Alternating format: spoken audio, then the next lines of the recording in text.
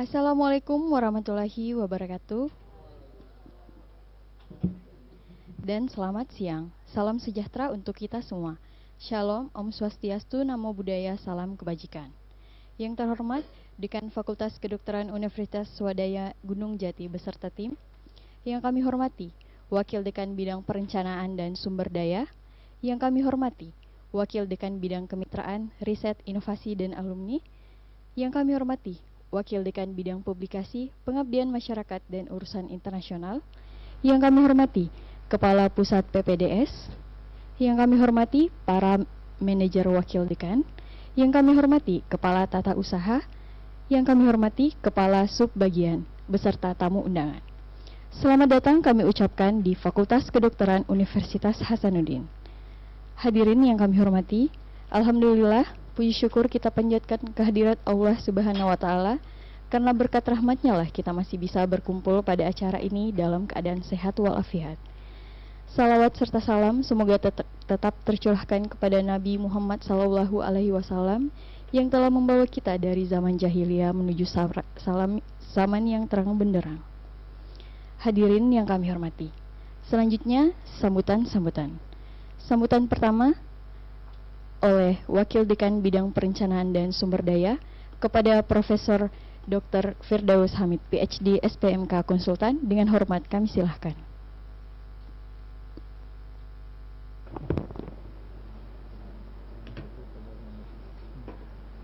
Ya, Assalamualaikum warahmatullahi wabarakatuh. Yang kami hormati Dekan Fakultas Kedokteran Universitas Swadaya Gunung Jati beserta jajarannya, beserta tim. Yang kami banggakan Dr. Alfian sebagai Wakil Dekan Bidang Kemitraan, Riset, Inovasi, dan Alumni, beserta Profesor Dr. Rina Masada, spesialis patologi anatomik konsultan, Wakil Dekan 3, Wakil Dekan Bidang Publikasi, Kerjasama Internasional dan Urusan Internasional. Dan yang kami banggakan Kepala Pusat Program Studi Pendidikan Spesialis dan Subspesialis, Dr. Andi Takdir Musbah, beserta Manajer Bidang Akademik, Dr. Asti, Manajer Bidang 2, Dr. Yunialti, beserta Dr. Rusdina, Manajer Bidang 3, dan tentunya Pak KTU dan Kasubag. Alhamdulillah, pada kesempatan kali ini kami mewakili dekan. Bu Dekan insya Allah akan menyusul, Pak Dekan akan segera ke sini, masih ada kegiatan yang lain. Namun pada dasarnya kami sangat welcome terhadap tim dari FK Universitas Swadaya Gunung Jati untuk kerjasama atau mungkin mau benchmarking di sini tentang baik itu dari sisi pendidikan, penelitian maupun pengabdian masyarakat. Silahkan. Makanya kami yang perkenalkan tadi itu sudah lengkap, mulai dari bidang S1, mulai dari bidang kerjasama, begitu juga untuk penelitian, serta kalau memang ada kesempatan mau buka pendidikan spesialis, kami hadirkan Kepala Pusat Pendidikan Dokter Spesialis dan Subspesialis kali ini. Dan kami juga mungkin sudah diputar profil FK sudah. Ya, itu kami hanya menyampaikan sebagai informasi bahwa untuk program studi yang ada di Fakultas Kedokteran itu ada kurang lebih 34 program studi, yang mana untuk S1 ada 3 program studi kedokteran, kedokteran hewan dan psikologi itu masih di bawah Fakultas Kedokteran, beserta profesi dokter dan dokter hewan. Dan S2 yang kami punya itu ada ilmu pendidikan kedokteran dan kesehatan, yang mana untuk program studi S2 biomedik itu masih di bawah pengelolaan pasca sarjana, sekolah pasca sarjana, namun semua konsentrasinya ada, mulai dari fisiologi, anatomi, histologi, parasitologi, dan mikrobiologi, biokimia, intinya lengkap kalau mau pemenuhan kebutuhan untuk pendirian pendidikan kedokteran. Kemudian ada 24 program studi SP1 dan 4 program studi SP2. Jadi itu sebagai gambaran serta pendidikan S3 ilmu kedokteran. Jadi itulah gambaran sedikit tentang program studi yang ada di Fakultas Kedokteran Universitas Hasanuddin. Mungkin itu saja yang mungkin saya bisa sampaikan. Mungkin selanjutnya setelah prosesi penerimaan ini akan kita lanjutkan diskusi. Assalamualaikum warahmatullahi wabarakatuh.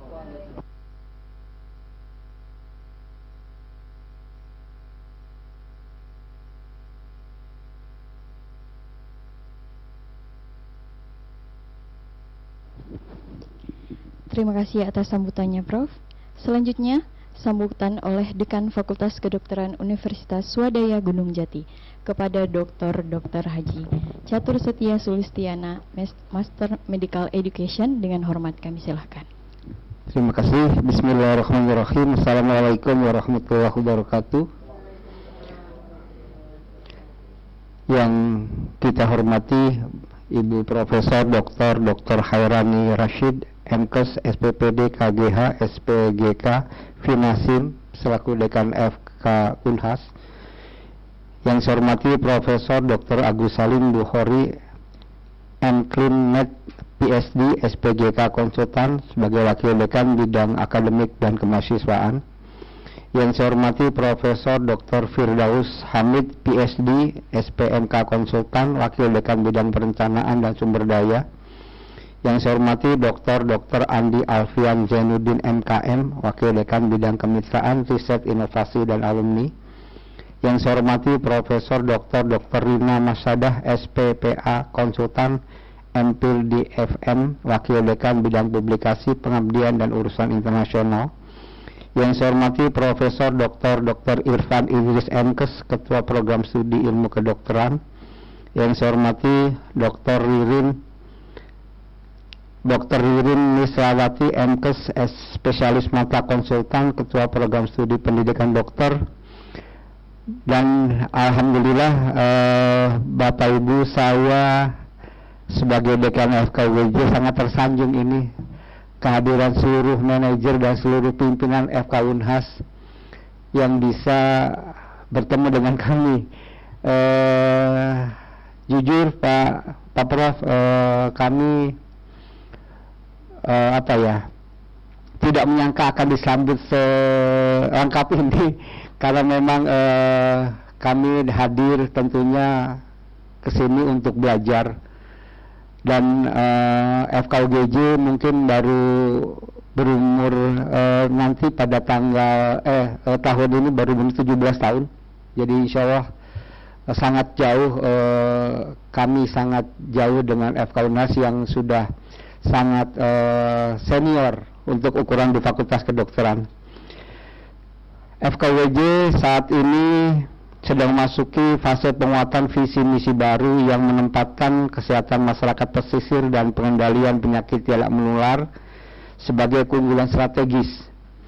Pemilihan fokus tersebut didasarkan pada kebutuhan nyata masyarakat Cirebon yang didominasi oleh daerah pesisir dengan beban penyakit tidak menular yang terus meningkat serta perubahan gaya hidup dan tantangan ekologis wilayah pesisir. Visi misi baru ini mendorong kami untuk melakukan penguatan kurikulum berbasis pesisir, khususnya pada aspek kesehatan masyarakat lingkungan, nutrisi, penyakit tropik, dan penyakit tidak menular. Kemudian pengembangan desa binaan pesisir sebagai wahana pembelajaran komunitas dan pengabdian masyarakat, serta integrasi kondisi demografi Cirebon.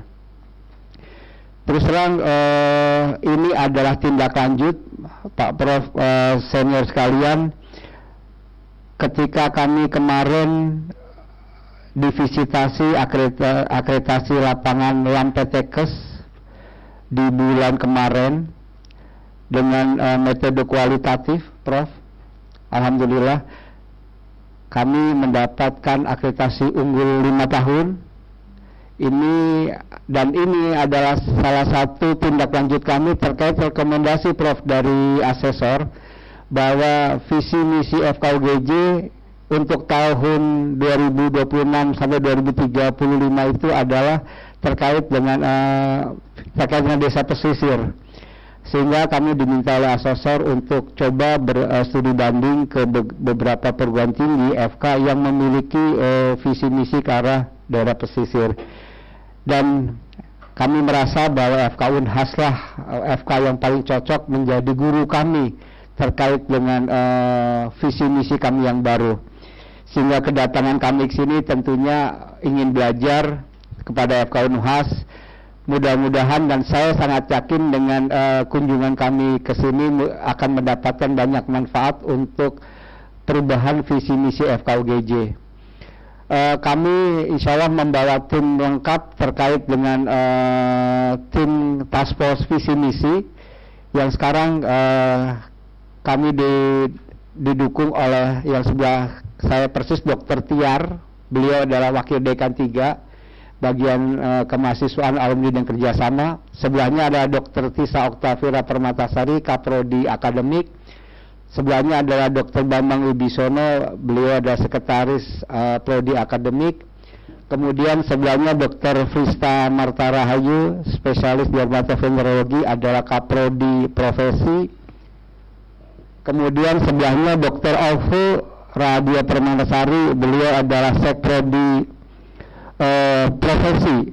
Kemudian ada Pak Doni, beliau adalah Kepala Penelitian Pengabdian Masyarakat, dan kemudian Dr. Sofa merupakan Kepala Departemen Ilmu Kesehatan Masyarakat.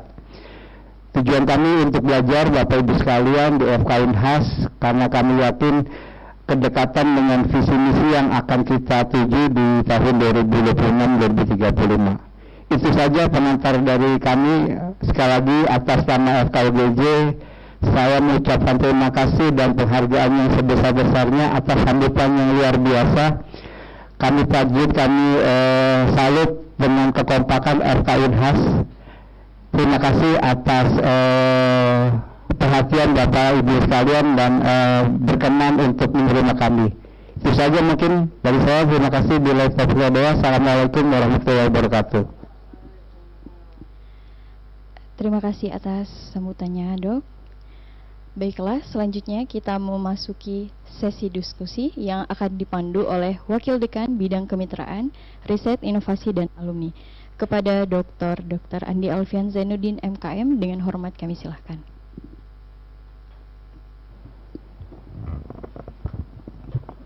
Baik, terima kasih.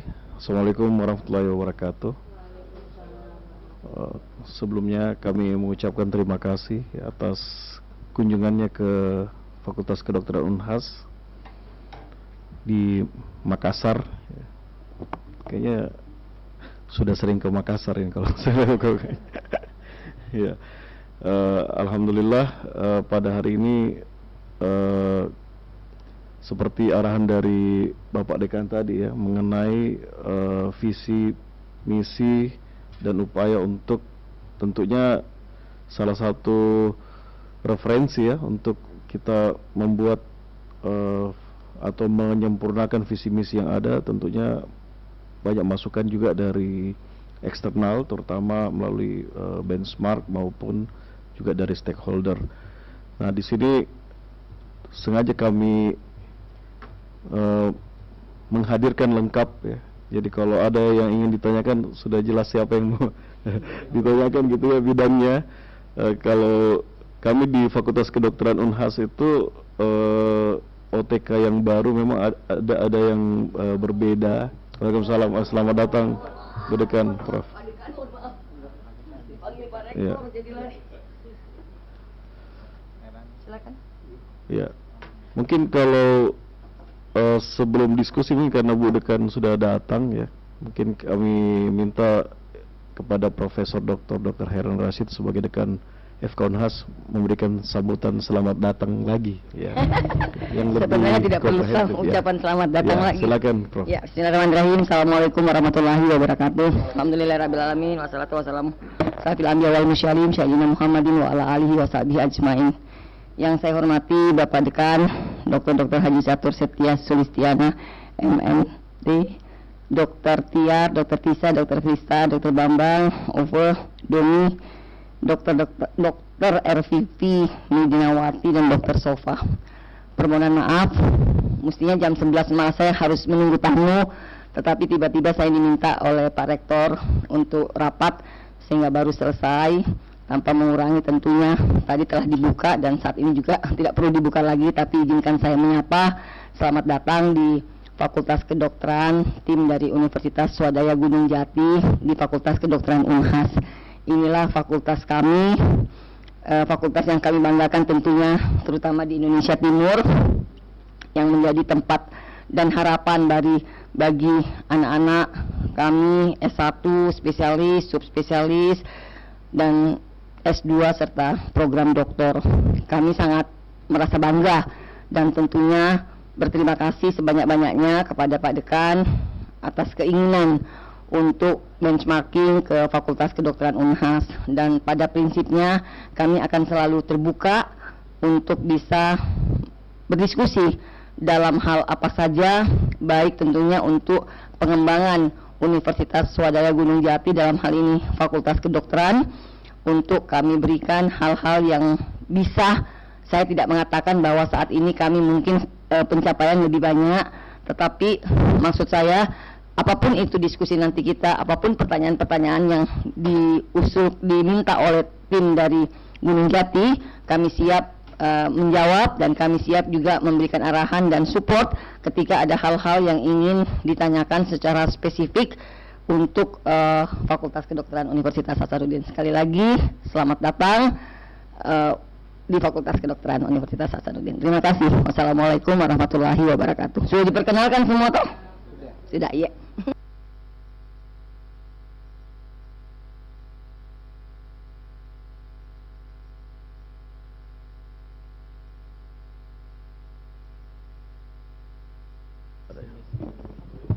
Ya.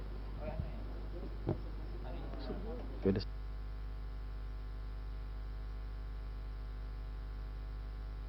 Video aja.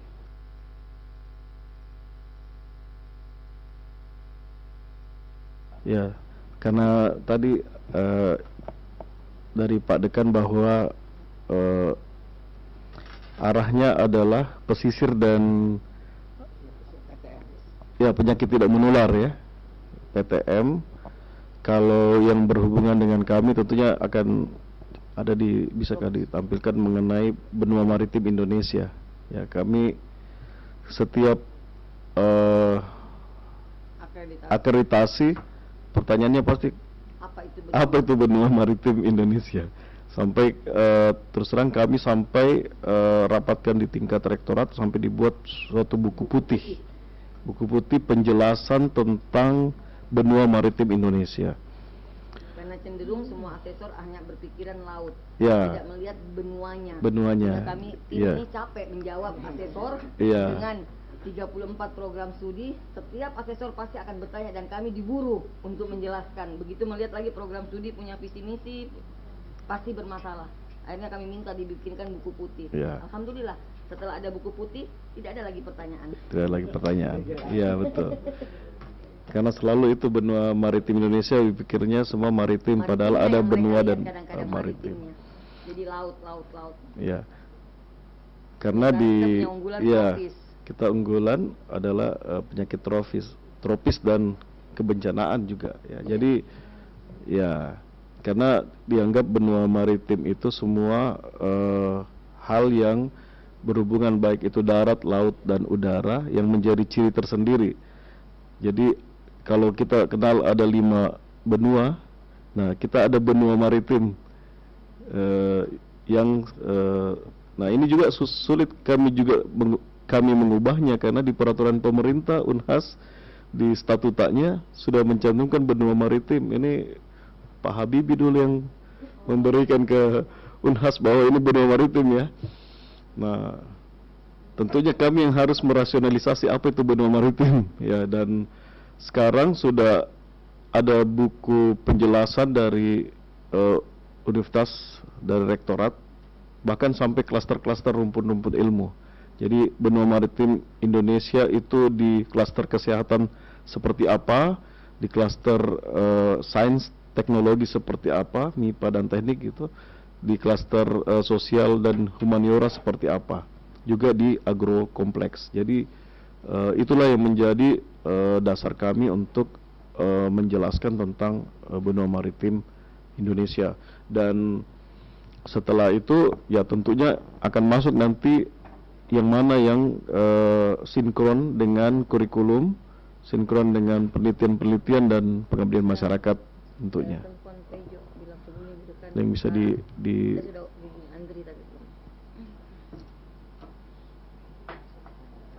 ya. Atau kalau sambil menunggu mungkin ada yang mau ditanyakan, silakan Dok. Silakan. Ya.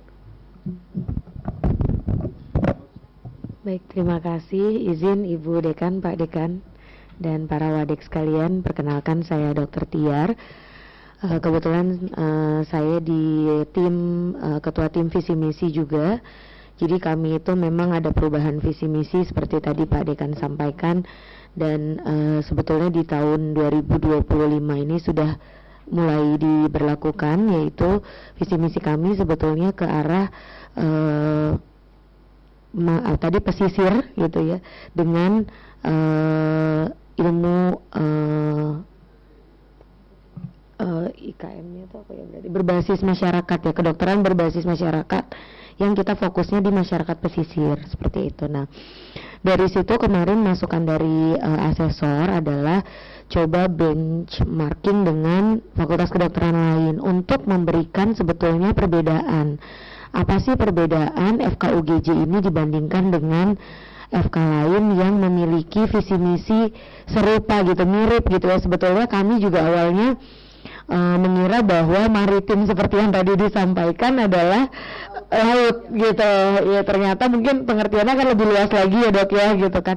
Nah, kami juga sebetulnya pesisir seperti itu Dok.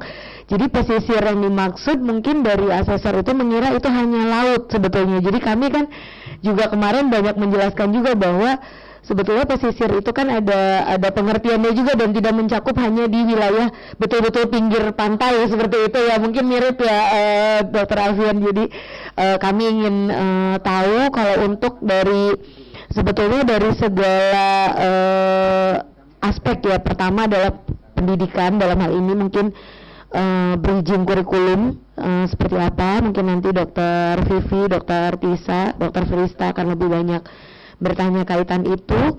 Selain itu juga mungkin bagaimana kemudian riset, pengabdian masyarakat, dan juga kerjasama. Apa yang kemudian dari visi misi tadi kita tentunya memilih wahana belajar itu kan pasti disesuaikan. Nah, itu kami ingin melihat bagaimana itu diterapkan di Unhas. Mungkin secara garis besar nanti seperti itu. Untuk detailnya mungkin nanti dari teman-teman akan ada beberapa pertanyaan-pertanyaan kaitan dengan bridging tadi dari visi misi yang benua maritim Indonesia ini sampai ke level untuk bisa diterapkan kepada mahasiswa. Mungkin itu Dr. Alfian pengantar. Terima kasih Dr. Tiar. Mungkin Dr. Asti mungkin ya, yang Dr. Asti ini manajer akademik, jadi beliau juga medical education. Jadi berarti Dok, izin sebelum mungkin Dr. Asti memaparkan, berarti di Unhas ini sebetulnya dengan tadi ya maritim kepulauan benua maritim itu berarti mencakup pegunungannya juga gitu, tapi aspeknya dilihat ya, makanya berbeda gitu Dok, atau seperti apa Dok? Ya, maka unggulannya itu infeksi tropis dan kebencanaan. Nah, jadi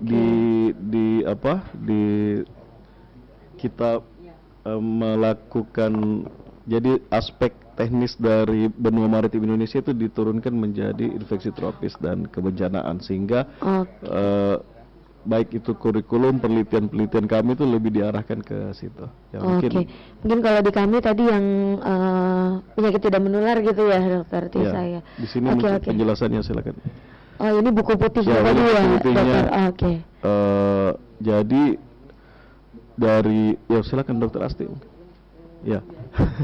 Jadi di sini untuk rumpun ilmu kesehatan, jadi keunikan BMI ini berupa keberagaman geografi ekosistem, biodiversity, flora dan fauna, mikroorganisme termasuk keberagaman kuman patogen di darat maupun di laut. Ya, jadi serta keragaman manusia dari tingkat genetik hingga sosial budaya yang memiliki pengaruh kompleks dari manusia.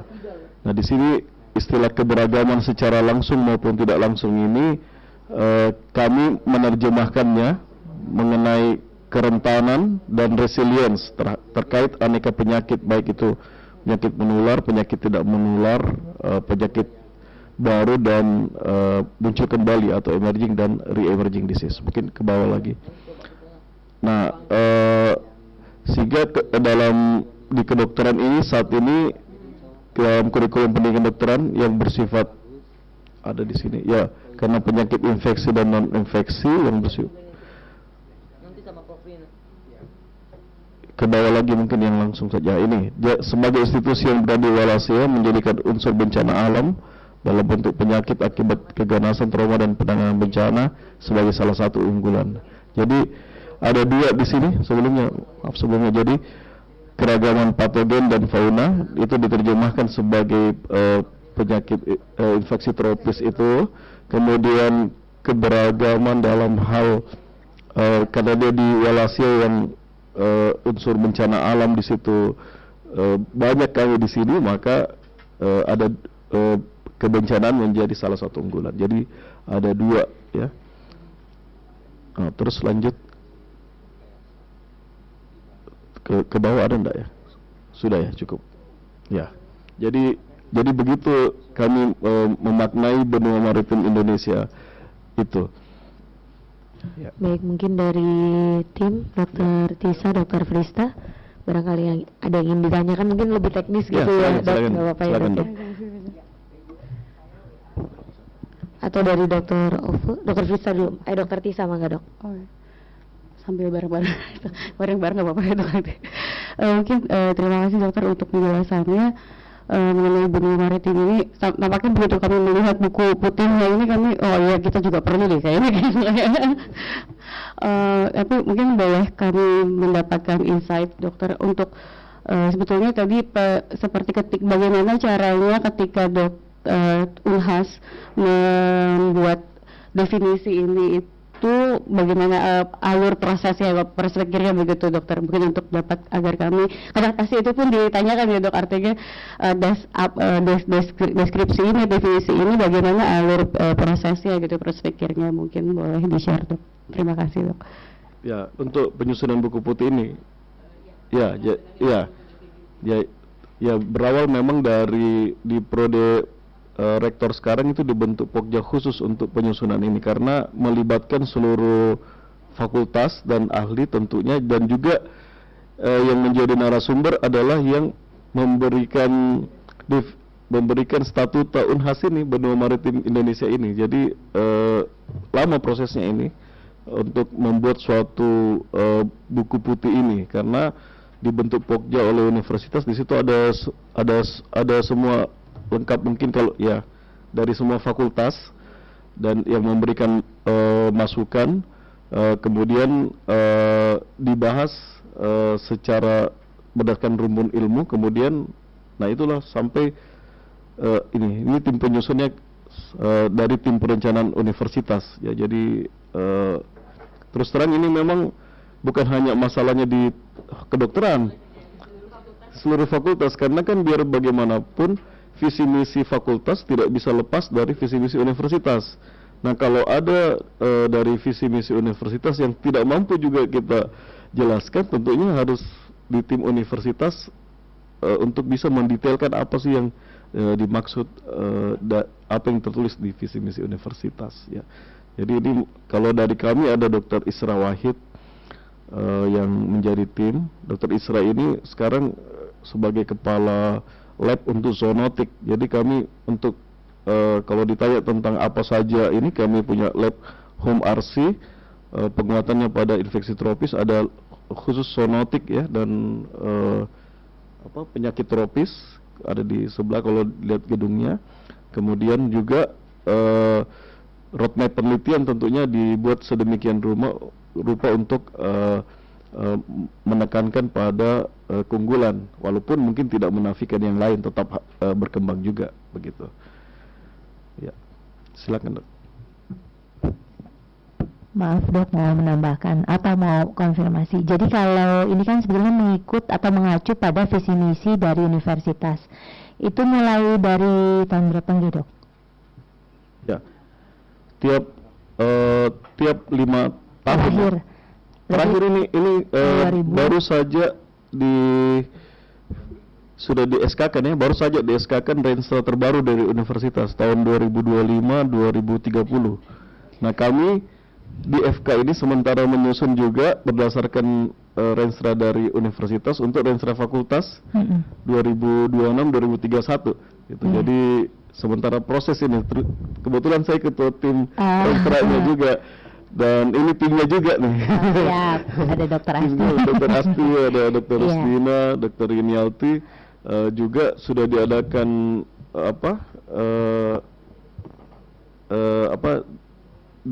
dilakukan FGD, kita sudah mengundang stakeholder juga, kita bedah coba, sementara kami lagi susun ini untuk tingkat fakultasnya, karena dari tingkat universitas sudah jadi memang awalnya di tingkat universitas terlebih dahulu, iya, baru nanti di tingkat fakultas. Karena memang kan ya mungkin berbeda Dok, kami di FKUGJ dengan FK Unhas, yang dimana FK Unhas mungkin dari segi SDM sudah tidak perlu diragukan lagi gitu Dok. Jadi kan kalau kami kan memang apa yang kami punya atau apa yang kami miliki, nah itu kan sebetulnya apa yang bisa kami jadi penguat kami kan sesuai di visi misi. Jadi itu mungkin juga salah satu yang jadi bahan pertimbangan kami di sini, seperti sumber daya manusianya yang untuk di bidang departemen di bidang IKM dan sebagainya gitu Dok. Jadi mungkin itu untuk di tingkat fakultasnya juga ya mungkin banyak pertimbangan di kami. Mungkin dokter bisa sharing Dok. Ya. Jadi waktu periode yang lalu saya juga ketua tim Renstra. Kita duluan membuat tuh Renstra FK, universitas belum jadi. Kan selalu begitu ya. Ya. Akhirnya kan terganti periode presiden, berubah lagi nih visi misi dari kementerian. Nah, Renstra dari universitas juga baru sementara disiapkan. Nah, kami karena berburu waktu membuat juga. Akhirnya apa yang terjadi, apa yang sudah kita buat tidak bisa di SK-kan. Kenapa? Karena yang universitas saja belum, tidak sesuai jadinya. Jadi akhirnya kami tetap menunggu dari universitas, baru kita fixkan dari fakultas. Akhirnya banyak juga penyesuaian apa yang kita susun dengan yang dari universitas. Nah, untuk periode sekarang karena belajar dari pengalaman yang lalu, jadi kita tunggu dari fakultas, dari universitas. Dan alhamdulillah universitas sudah menyelesaikan Renstranya, baru kita memulai untuk menjadikan referensi Renstra Unhas juga dalam pembahasan Renstra fakultas. Sekarang ini lagi berproses juga di kami mengenai SDM. Memang kalau sesuai dengan Renstra tentunya kita akan membuat sampai perencanaan strategis sampai program-programnya. Nah, kalau misalkan mengenai SDM tentunya ya silakan nanti dibuatkan dalam 5 tahun ini perencanaan SDM-nya seperti apa kan? Apakah pelatihannya, apanya ini kan dari visi misi, kemudian tujuan-tujuan strategis, kemudian masuk ke program-program itu sudah mulai bagaimana mengarah ke visi sampai 5 tahun ke depan. Jadi kalau misalnya masih kurang dosen IKM-nya, ya direncanakan berapa tahun.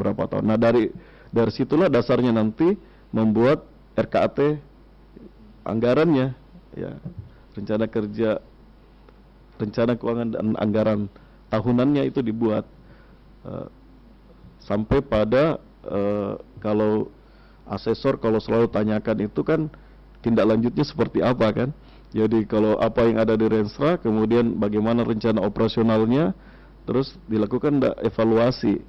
Nah di kami semua sudah by system dari universitas. Tiap triwulan kami akan melaporkan semua indikator-indikator kinerja per triwulan by system ya, di sistem universitas. Nah itu kami harus laporkan dan Bu Dekan mempresentasikan tuh setiap triwulan di rapat koordinasi universitas. Dan kami punya sistemnya apa, bisa ditampilkan nggak ya? Yang apa? Sistem pelaporannya itu. I-kinerja.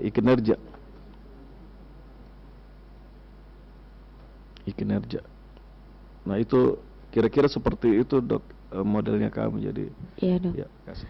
Terima kasih dok. Mungkin ada satu lagi dok dari saya kaitan dengan kadang kan pertanyaan asesor gini dok. Contoh, Unhas ini memang fokus di infeksi tropis dan kebencanaan gitu ya dok. Lalu bagaimana kemudian rumpun ilmu lain itu masuk ke dalam roadmap penelitian pengabdian masyarakat itu yang kami juga sering ada pertanyaan seperti itu, sehingga ada juga beberapa asesor yang menyarankan ya sudah PTM-nya nggak usah deh gitu, biar mengakomodir keseluruhan. Tapi ada asesor lain yang harusnya ada nih satu unggulan yang memang harusnya itu menjadi yang lebih banyak dibandingkan yang lainnya. Mungkin kalau boleh dok, apakah kami boleh mengetahui kaitan dengan roadmap seperti apa dok? Terima kasih dok. Nah di kami saat ini mengenai unggulan tentunya itu yang menjadi unggulan ya, untuk ya kalaupun mengenai anggaran berapa persen terserah nanti, kan kita tidak mungkin juga menutup pengembangan dari beberapa bidang lain walaupun itu tidak dianggap sebagai unggulan, karena belum berarti bahwa kalau dia unggulan maka itu saja kan itu saja. Jadi kita tetap membuat suatu roadmap penelitian dan roadmap pengabdian masyarakat, dan itu kita buat memang lebih umum.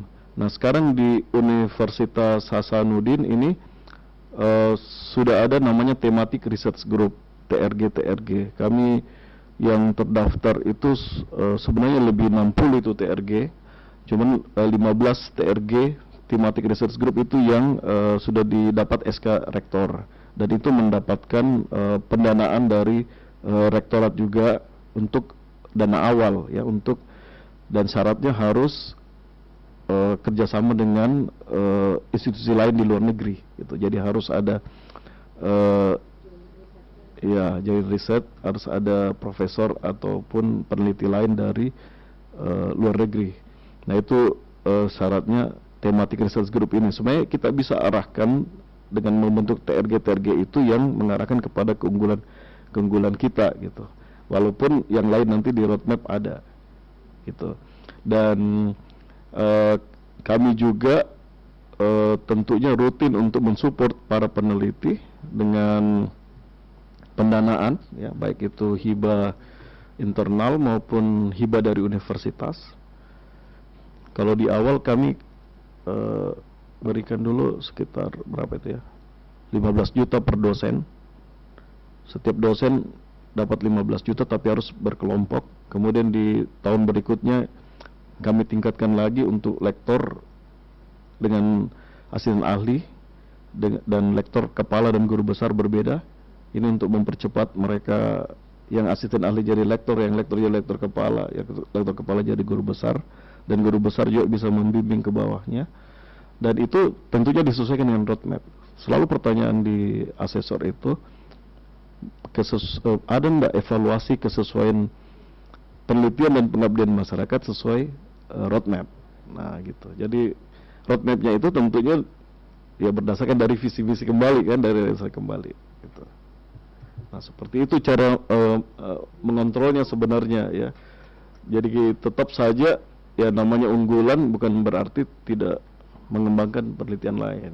Kayak Dr. Rusdina ini masuk di nanoteknologi, kalau masuk infeksi tropis dan kebencanaan mungkin tidak berkembang juga. Jadi tetap bisa dikembangkan gitu. Atau Dr. Asti yang risetnya banyak di medical education ya. Jadi ya, terima kasih. Ya, terima kasih dok. Mungkin dari rekan-rekan ada pertanyaan?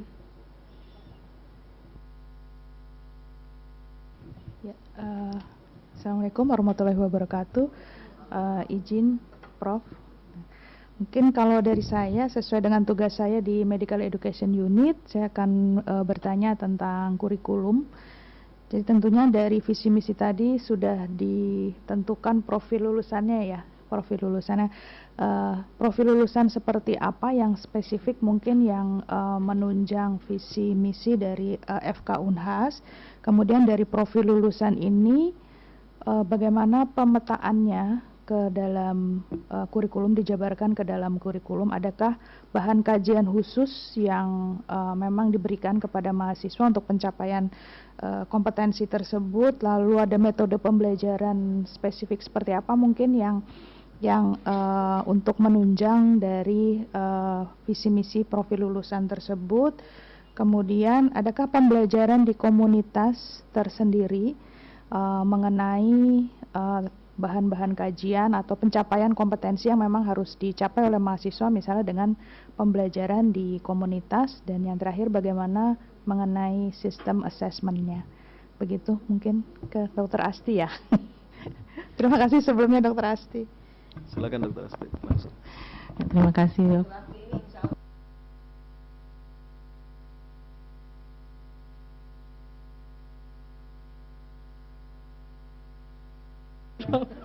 Terima kasih Prof. Jadi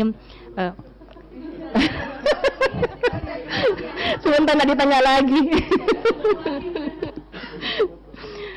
Jadi untuk penerjemahan dari keunggulan ke dari visi misi ke profil. Jadi memang ada FGD yang dilakukan dari tim kurikulum dari masing-masing prodi, menentukan profil lulusan. Biasanya kita mengambil profil lulusan yang dihubungkan juga dengan kebutuhan kompetensi global. Kemudian dari definisi yang kami membuat perbedaan itu dari definisi masing-masing profil. Biasanya kami menyelipkan kata-kata keunggulan dalam penjelasan definisi profil. Jadi misalnya dia educator misalnya, atau pelayanan kesehatan yang ada definisinya dulu, kemudian utamanya unggul pada penata laksanaan penyakit infeksi dan kebencanaan. Jadi itu yang kami coba buatkan garis merahnya antara keunggulan dengan visi misi profil lulusan. Nanti dari profil lulusan kami membuat kepada masing-masing prodi itu akan membuat CPL dulu. Seperti biasa kita susun CPL-nya. Dari beberapa CPL itu kita akan memilih beberapa CPL yang khusus untuk mencapai mata kuliah keunggulan. Jadi mungkin di pengetahuan ada 2 CPL, di keterampilan umum atau khusus ada juga beberapa CPL yang berbeda antara kedalaman dan kuasanya antara S1 dengan profesi. Dari situ baru kita terjemahkan ada tidaknya kebutuhan mata kuliah khusus untuk mendukung keunggulan. Nah, setelah kita identifikasi ternyata untuk visi misi yang lama itu ada. Jadi kami membuat mata kuliah khusus kedokteran tropis dan manajemen bencana yang menjadi penunjang pencapaian keunggulan, sehingga menjadi pembeda dengan kurikulum FK yang lain. Kalau terkait dengan pembelajaran komunitas, memang ada beberapa mata kuliah blok yang secara spesifik membahas tentang kesehatan masyarakat di semester 1, lalu ada kedokteran komunitas di semester 7 di kurikulum lama, dan untuk setiap mata kuliah itu memang ada community exposure. Jadi untuk Kesmas mereka melakukan observasi, manajemen layanan primer. Lalu untuk di kedokteran komunitas, di bloknya Dr. Alfian itu ada sesi di mana mereka harus melakukan tutorial di puskesmas. Jadi mereka turun mencari kasus di sana langsung, dan dari kasus yang ada di situ yang langsung mereka diskusikan. Kemudian di pertemuan kedua mereka kembali di kampus, pertemuan ketiga mereka kembali lagi di puskesmas. Nah, ada juga satu sesi di mana mereka diminta untuk mengembangkan media edukasi dan langsung melakukan edukasi di komunitas. Dalam hal ini sekarang ini beberapa tahun terakhir kita menggunakan Car Free Day sebagai salah satu tempat. Jadi kalau hari ini Ahad atau Sabtu ada Car Free Day, mereka turun di jalanan untuk melakukan edukasi langsung. Itu mungkin untuk komunitas. Kalau untuk asesmennya saya kira hampir sama, bahwa kita merancang asesmen sesuai dengan CPL, CPMK yang dibebankan ke mata kuliah. Ada CBT, ada SOKA, ada ujian praktikum, dan untuk CSIL ada OSC, dan itu disesuaikan dengan mata kuliah masing-masing. Tidak ada yang spesifik untuk mengarah ke mata kuliah unggulan, tapi sesuai dengan karakteristik mata kuliahnya. Terima kasih.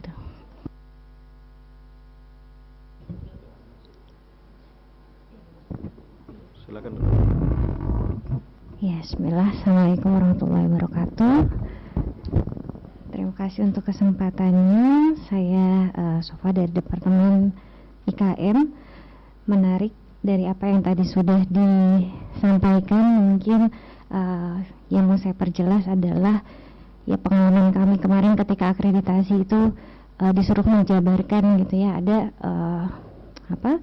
ditanyakan bagaimana kontribusi atau program studi atau upaya yang sudah dilakukan program studi dalam perannya dalam meningkatkan derajat kesehatan masyarakat gitu melalui Tridharma. Tapi yang kemudian kita bingung adalah apa yang ukurannya itu apa gitu, apakah pada proses, apakah indikatornya adalah pada hasil gitu untuk peningkatan derajat kesehatan. Mungkin yang saya tanyakan itu apa, dampak langsung ataukah tidak langsung begitu. Berikutnya kalau boleh masuk, adakah desa binaan ataukah wilayah khusus terkait untuk program keunggulan ini yang dijadikan sebagai wahana pembelajaran khusus, yang mungkin dijadikan laboratorium untuk kesehatan masyarakat atau apa. Mungkin itu dari saya, terima kasih.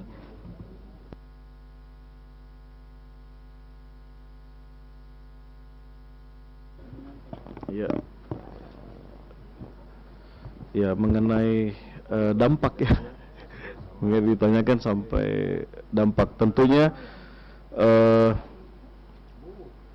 banyak cara untuk mengukur dampak ini. Kami punya program itu P2KD ya, P2KD. Dulunya namanya program 1000 hari pertama kehidupan untuk mahasiswa. Jadi setiap mahasiswa itu harus turun ke ibu-ibu hamil dan dia akan memfollow up sampai usia 1000 hari kehidupan, 2 tahun. Sekarang ini sudah dibuat dalam bentuk lebih formal, dalam bentuk berapa SKS? 7 SKS. Itu dibagi dalam 5 mata kuliah kalau tidak salah ya. 4 mata kuliah di semester 1, semester 3, semester 5 dan 7. Ya, jadi itu, mata kuliah memang pengembangan karakter mahasiswa ya. Saya udah tahu P2KD itu. Ya. Nah, ya, itu dibuat tentunya di situ ada ukuran-ukuran indikatornya si mahasiswa gitu. Jadi mereka harus turun ke sana berapa kali, bagaimana memantau ibu hamilnya ya, sampai di mana kalau ada kesulitan dia ada supervisor dan sebagainya. Jadi kita bisa melihat output sekaligus outcome-nya nanti pada saat selesai begitu. Itu sebenarnya sebagai kewajiban juga untuk dulu 20 SKS ya, sebagai mata kuliah yang harus di luar kampus. Nah, itu dirancang khusus untuk itu. Nah, terserah nanti kalau mau ke pesisir ya silakan dibuat, tapi ke masyarakat pesisir ininya kan Itu sasarannya. Berarti misalkan. itu kasus yang sama diikuti mahasiswa itu di 4 tahun itu ya dok ya? Iya. Ya, jadi kami kerjasama dengan BKKBN, kemudian Dinas Kesehatan Kota Makassar, Dinas Kesehatan Goa dan Maros. Ya, jadi mereka yang nanti menyiapkan data sasarannya. Nanti data sasaran itu disampaikan ke penanggung jawab mata kuliah, baru dibagi ke mahasiswanya. Nah, itu salah satu upaya ya untuk bisa mengukur begitu. Yang jelas ya, kalau mata kuliah lain kan kalau lulus dia kompetensinya ini tercapai, diukur di CPMK-nya apa, dibuat portofolio, dan tiap semester ada lagi workshop untuk melihat pencapaiannya itu dilakukan. Kalau mengenai desa binaan nanti mungkin Prof. Rina bisa tambahkan, kita sudah ada di desa binaan, nanti Prof. Rina bisa jelaskan sebagai Wakil Dekan Bidang Pengabdian Masyarakat, Publikasi dan Urusan Internasional. Silakan Prof. Ya, terima kasih. Jadi ya kebetulan pengabdian masyarakat ya. Jadi spesifik untuk desa binaan ini dikelola oleh S1 ya, di bawah BEM. Jadi mereka punya di daerah Malino di sini, agak ke pegunungan gitu. Terus jadi dikelola oleh BEM, kemudian mereka sendiri punya ada suborganisasi di dalam itu yang khusus ini. Kemudian sumber dananya mereka ada juga dari universitas. Jadi mereka apply, jadi mereka disuruh buat masukin proposal ke universitas dengan programnya untuk desa itu, misalnya kunjungan berapa dalam 1 bulan, apa sekali, 2 kali, seperti itu. Terus kegiatan di desa itu apa aja, mengajarkan apa saja, dan yang membina ini mahasiswa bukan hanya, karena kami di sini kan untuk S1 ada juga psikologi, prodi psikologi dan kedokteran hewan, bukan hanya dokter umum. Jadi mereka gabung juga anak-anak psikologi, prodi psikologi dan hewan. Jadi psikologi juga membantu untuk memberikan penyuluhan buat anak-anak sekolah dan seterusnya, seperti itu. Jadi desa binaan ini itu. Jadi kami juga pengabdian juga kan memang reguler dilakukan ya. Ada yang dari departemen juga reguler melakukan pengabdian, dan juga kami tingkat universitas juga melakukan pengabdian. Selain itu kalau departemen ada juga mereka kan organisasi profesinya ya, misalnya IKB, POGI kayak itu, mereka juga bersama dengan departemennya melakukan pengabdian rutin itu di tingkat departemen. Jadi tapi departemen ini nggak punya desa binaan. Jadi desa binaan ini punyanya S1 ya.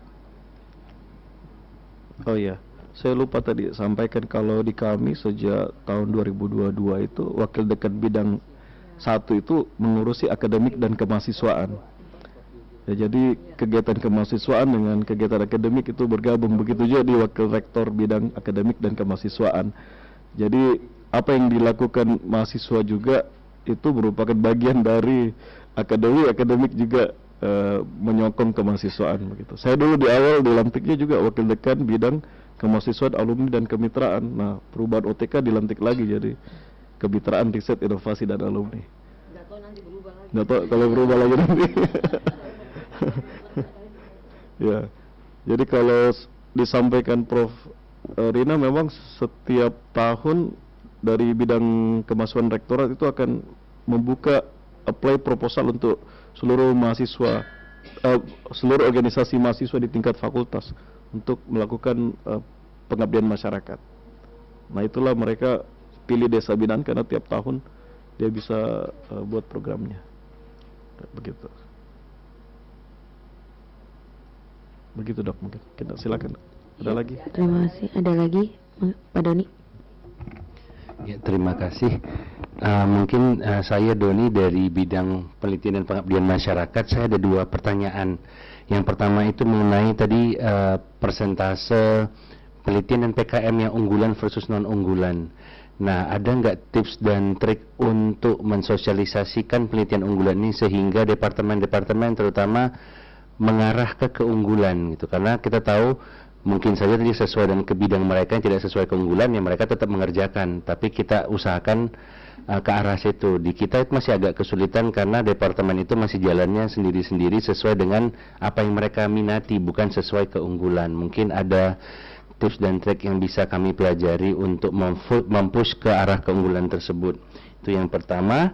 Dan yang kedua, saya rasa tadi yang disampaikan mengenai tematik research group itu ide yang sangat baik.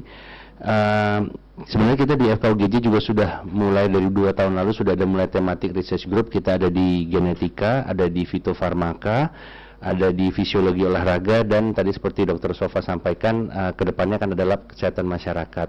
Nah, yang jadi pertanyaan saya itu apakah ada prioritas baik itu dari pembentukan atau pendanaan bagi TRG-TRG yang mengarah ke penunjang visi misi atau perlakuannya sama. Jadi misalnya seperti tadi misalnya dari nanoteknologi atau medical education ingin membuat TRG, dipersilakan saja, apakah perlakuannya sama?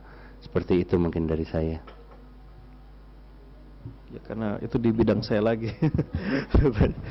Ya jadi sebenarnya kalau di struktur kami ya, departemen kan tidak punya keunggulan, prodi yang punya keunggulan. Bahkan kalau di kami ada 34 program studi, mereka punya keunggulan masing-masing kan. Nah, masing-masing departemen yang mensupport prodi harus mensupport prodi itu terhadap keunggulannya itu. Jadi tidak mungkin kita sudah bisa mulai mengarahkan departemen itu untuk mengarahkan berapa persen sih untuk yang sesuai dengan unggulan gitu. Toh nantinya juga riset yang dilakukan oleh dosen-dosen itu mengarahkan ke kepakarannya nanti. Ya, jadi ya kalau riset masyarakat pesisir tentunya ya harusnya ada dong pakar, misalkan mikrobiologi pesisir gitu, atau spesialis BV mengenai penyakit kulit di pesisir gitu ya. Nah, itu sudah mulai harus disosialisasikan ke dosen dan departemen. Kalau untuk perlakuan sama-sama, karena kita ini kan banyak dosen di sini, ada sekitar 200 orang lebih dengan punya keunggulan masing-masing, tentunya kita perlakukan sama karena kita mengenai TRG ataupun hibah untuk dosen itu sama jumlahnya. Tetapi yang kita tekankan harus sesuai dengan roadmap yang sudah dibuat begitu. Nah, sebenarnya sangat memungkinkan barangkali kalau misalnya untuk penelitian yang berkaitan dengan keunggulan dari fakultas itu kan bisa kita kelompokkan, dalam artian kita akan memberikan mereka hibah sepanjang program studi apapun itu berhubungan dengan keunggulan. Jadi harus diawali dengan sosialisasi dulu. Nah, dan kemudian kita harus bisa tegas bahwa yang tidak sesuai itu mungkin beresiko untuk tidak mendapatkan. Yang ketiga, kita punya tim reviewer itu yang akan menentukan. Ya walaupun mungkin sentilannya sedikit yang berhubungan oke lah, tapi kalau sama sekali tidak oleh tim reviewer ya tidak diterima. Jadi para dosen tentunya akan bisa tahu menerima gitu loh, kalau misalnya dia tidak diterima, ada yang diterima. Oh, karena yang diterima itu kenapa? Karena ya bersentilan dengan unggulan kita. Kemudian ketat dengan aturan bahwa kalau misalnya dalam 1 tahun, misalnya kan harapan kita kalau dia diberikan di Februari mestinya jurnal, karena kita tidak memburu Q1 sebenarnya, hanya Q4 Q3 awalnya. Itu mesti selesai dalam 1 tahun misalnya. Kalau mereka tidak accept, maka tidak akan dapat dana lagi untuk berikutnya. Karena continuous dana ini yang kami jalankan seterusnya. Memang sedikit, dari 15 naik ke 20. Mudah-mudahan nanti bisa naik lagi menjadi 25. Jadi pelan-pelan. Dan terbuka bahwa satu program studi dosennya bergabung dengan program studi yang lain. Dan itu ternyata membuat animo dosen-dosen kita menjadi cukup banyak. Dan kita juga mendapat manfaatnya karena dari tingkat universitas dalam pencapaian indeks kinerja utama itu kita diminta untuk mencapai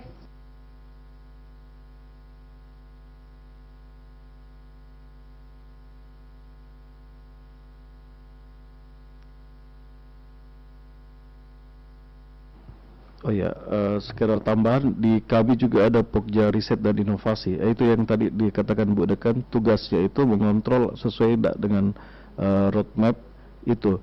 Jadi kalau kita memberikan dana hibah internal ke dosen, pada saat mereka apply proposalnya direview dulu oleh tim Pokja Riset Inovasi ini. Kemudian begitu juga nanti ada laporan kemajuan sampai pada laporan akhir. Nah seperti itu. Jadi kontrolnya di situ Pak, mengenai sesuai tidak dengan roadmap yang kita sudah buat sebelumnya. Ya. Dan sebenarnya kalau kami berharap memang seluruh dosen itu punya dana penelitian, karena kasihan mahasiswa buat skripsi kalau tidak di backup dana. Nah, justru kan harus ada keterkaitan, si pembimbing punya dana, mahasiswa membuat skripsinya, misalkan kalau di S1 terus bisa dipublikasi bersama. Nah, yang penulis pertama tentunya yang dosennya yang punya dana. Nah, kecuali kalau misalkan di residen ini karena harusnya itu dia sebagai penulis pertama, kalau dia mendapatkan hibah dari residen ada sedikit kelonggaran ya. Hibah dari hibah dari fakultas. Maka dibenarkan untuk dosen yang bersangkutan menjadi penulis pertama, residennya menjadi orang kedua, atau kalau memungkinkan menjadi co-author dari tulisan itu. Jadi dua-dua mendapatkan manfaat, dan kita berkoordinasi kepada Kepala Pusat Program Dokter Spesialis, tolong saya dikoreksi Dr. Andi Takdir, untuk bisa menerima sebagai satu persyaratan.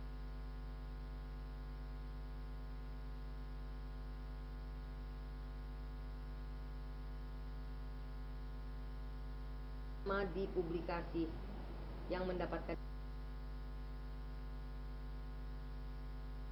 Ya, makasih Prof. Ya, jadi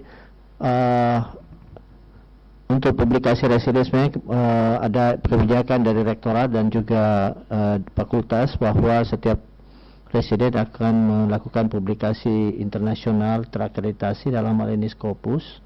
Dan itu sudah berjalan dalam 2 tahun terakhir, dan kita sudah bisa memberikan support penelitian ke universitas sekitar 300 lebih penelitian terpublikasi Scopus setiap tahun. Jadi itu, kendala yang banyak dihadapi kadang-kala adalah masa waktu yang agak mepet dan juga pembiayaan daripada penelitian itu. Namun tadi sudah disampaikan bahwa di hibah penelitian, seorang residen yang mengikuti penelitian dengan dosennya itu kemudian hasil penelitian itu sudah dianggap sebagai prasyarat dia mengikuti ujian. Artinya dia berada dalam tim yang bersama dengan tim dosen peneliti yang mendapatkan hibah, sehingga itu menjadi lebih memudahkan bagi para residen. Di satu sisi dosen juga bisa berkolaborasi untuk memperkuat penelitiannya.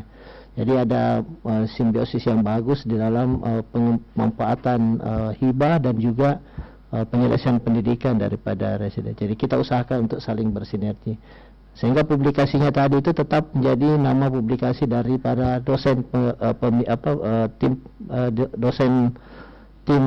ketua tim peneliti oleh dosen itu, sehingga residen tidak harus membuat publikasi lain lagi. Nah, itu sudah dihitung sebagai prasyarat.